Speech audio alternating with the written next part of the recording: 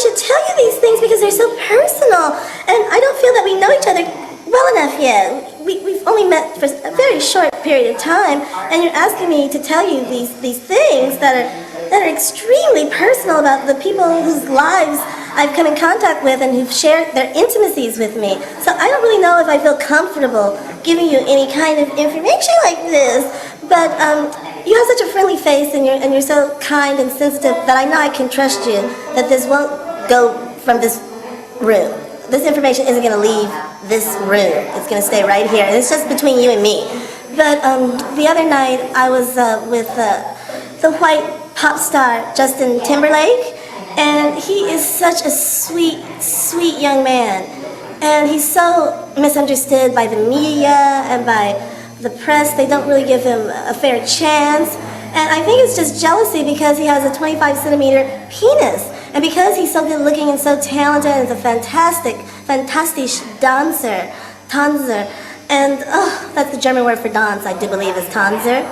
And I think it's just jealousy because someone who's that young and talented and beautiful and can have such a gigantic, amazing purification, his genitals, his penis, it's 25 centimeters long and it's really, really thick, and he has these beautiful, gorgeous testicles. His balls it's like a Birkin bag. They're that wondrous and that amazing, and he's so sexually unbridled. He's a very passionate young man, and he's so giving, and he's a complete true freak. And a lot of mainstream stars aren't freaks in the bedroom. They're very, very conservative. But he isn't. He is so willing to explore with his sexuality, and he has no inhibitions. Believe me, he has absolutely no inhibitions. And he's extremely nasty and very, very dirty. He's so dirty. He's really, really dirty. But when I say dirty, I mean dirty in a very good, open way. And that he appreciates dirt for what it is and where it comes from.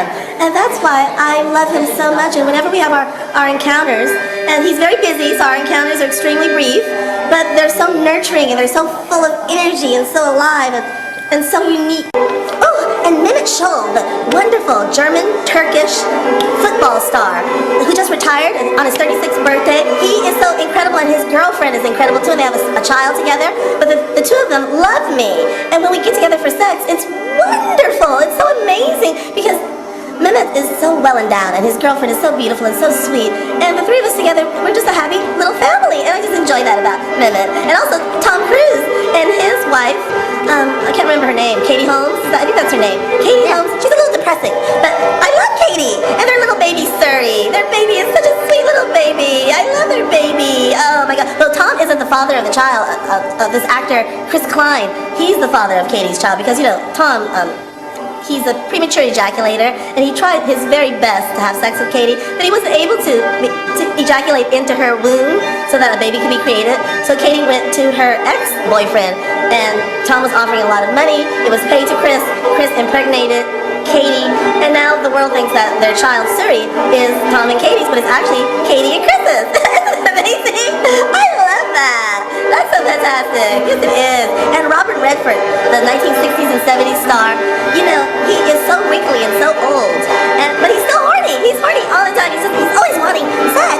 And it's just like, oh, Rob Red, why do you always want sex so much? You really shouldn't, darling. You shouldn't be into having sex as much as you do, because you have to, like, be stately, be a gentleman, and age gracefully, and not be concerned with sex. The Warren Beatty, on the other hand, oh my God, he's up there in age, but he's still doing it. He's still having a lot of sex. He's just like, oh my God, and he has one of the most largest penises in all of Christendom. His penis is the largest, and he wants to be faithful to his wife, Annette Bening. But when you have a penis that big, it's really hard to be faithful. It's hard to be faithful when you have a really large penis, and everywhere you go, you see velvet mouths. There's all these velvet mouths everywhere. Don't you know it? There are these velvet mouths. Oh my goodness. Oh, my mouth is getting really tired because I was sucking on the penis of the hot rap star Eminem. I was sucking on Eminem's very tiny penis. It's not as small as a cashew. It's more like a pecan. No, well, maybe not like a pecan. Maybe it's more like, what's that Hawaiian nut? What's it called, the Hawaiian nut? Oh, I don't know, but it's small like that. But you know what? I like little tiny, minuscule penises that you can barely see. I like those. You know, I think that people who always talk about big penises, that's so unfair because it's actually the small penises that can really service you in a way that's so much better than the big penises. And I like very tiny, I call them micro penises. I love the micro penises because you're trying to put it in your mouth, but of course it won't stay in your mouth because it's too tiny. And that's kind of nice and interesting. Don't you think that that's interesting too? Because I know I really do. And the other day, when I was walking down the street here in Berlin, because I'm from Los Angeles, and in Los Angeles there's so many rock and roll stars who are always trying to have sex with me, I just can't stand it. You know, like Dave Navarro, who used to be in Jane's Addiction, he's always trying to have sex with me. And he's a little diminutive, and I really don't want to have sex with someone who's that diminutive. And all those piercings he has, oh my God, those piercings. I don't really like exotic piercings. Do you like exotic piercings? I don't like exotic piercings. And tattoos, do you like tattoos? I really don't care for tattoos. When men have tattoos, that just doesn't really do anything for me. And little tiny, diminutive Dave Navarro has these really silly kind of tattoos, and I just know in a few years he's going to look at those tattoos and he's going to wonder, why in the hell did I get this stupid tattoo that's going to be on my body forever unless I get laser surgery? And is he going to want to go through all the expense of having the laser surgery? Oh, come off it now.